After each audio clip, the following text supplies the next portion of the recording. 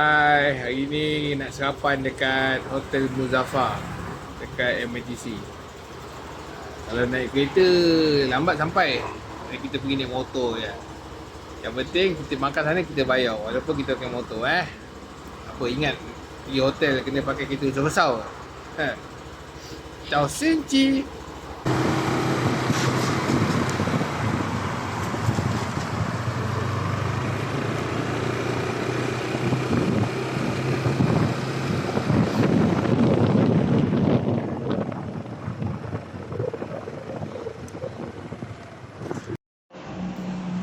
Okay, kita dah sampai ke Muazzam.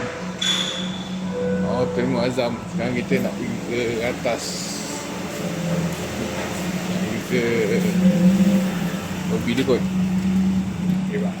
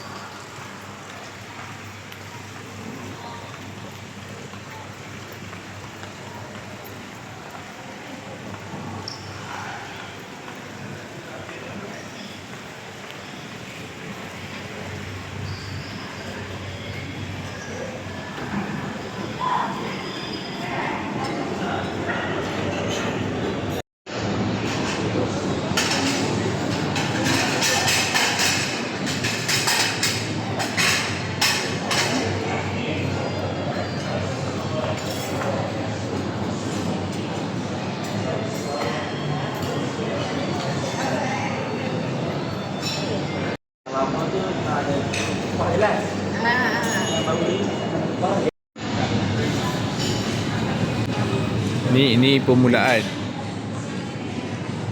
Orang kata ni baru bismillah ni. Belum lagi alhamdulillah. Roti canai pun ada.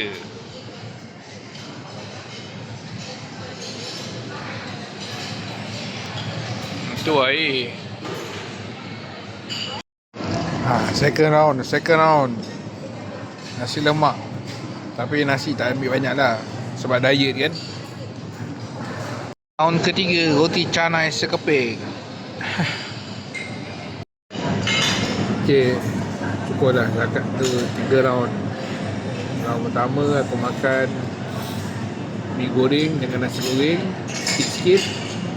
Lepas tu pergi ke round kedua, nasi lemak. Round ketiga, roti canai. Dah tak buat ni. Tak apa, besok hiking. Alhamdulillah. Banyak aku makan dulu. Ada ingat kan nak diet. Tapi lah, jalan jauh-jauh kan, bawa motor jauh-jauh. Makanya kita nak diet. Besok cerita. Hari ni aku sarapan dekat Hotel Muzaffar Shah MRTC. Nampak ramai orang. Yalah, dekat apa MRTC ni kan banyak orang pejabat-pejabat kan. Rasa ramai diorang sarapan dekat sini. Kalau macam dekat Pantai Puteri ni ramai orang kampung sarapan. Kat sana 13. Dekat Muazzam ni Muzaffar ni 15. Tapi okey lah. Ada roti canai, ada buah, apa semua. Okay, tu je lah nak bagi tahu. Terima kasih mana yang follow aku. Nantikan video akan datang. Bye. Assalamualaikum.